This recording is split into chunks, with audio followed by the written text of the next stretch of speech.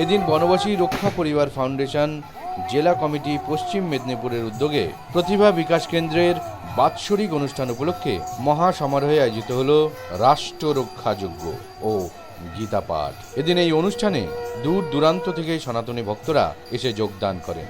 এদিন এই অনুষ্ঠানে উপস্থিত ছিলেন অখণ্ড শ্রী ক্রিয়াযোগ সাধন মন্দির সেবাশ্রমের প্রতিষ্ঠাতা শ্রী শ্রী হাজার আট মহন্তাচার্য দেবানন্দ মহারাজ, ভারত সেবাশ্রম সংঘের ধার্মিক আয়ামের সম্পাদক স্বামী নির্গুণানন্দ মহারাজ, বিশ্ব হিন্দু পরিষদের স্বামী অমর মহারাজ, বিবেকানন্দ মিশনের স্বামী আত্মা সেবানন্দ মহারাজ, ঝাড়গ্রামের স্বামী রসিকানন্দ মহারাজ, কেদিরিয়ার বিশ্ব হিন্দু পরিষদের সহ সম্পাদক বীরেন্দ্রনাথ শর্মা। একই সঙ্গে উপস্থিত ছিলেন বনবাসী রক্ষা পরিষদের প্রান্তীয় সংযোজক রতন চক্রবর্তী। এছাড়াও উপস্থিত ছিলেন দুর্গা বাহিনী, বজরং দল এবং বিশিষ্টজনেরা।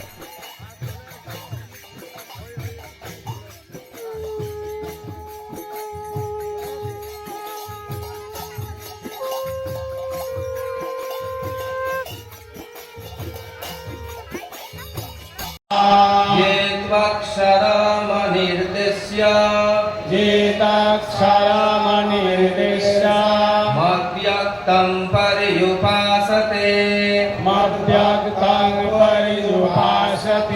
सर्वत्र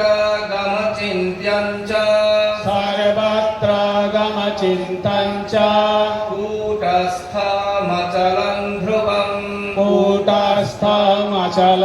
ध्रुवम् संनियमेन्द्रियग्रामं सर्वत्र समबुद्धयः ते प्राप्नुवन्ति मामेव सर्वभूताहिते रताः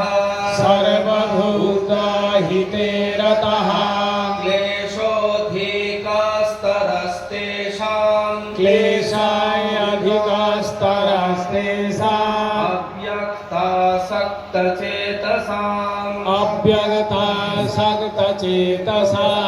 अव्यक्ता हि गतिर्दुःखम्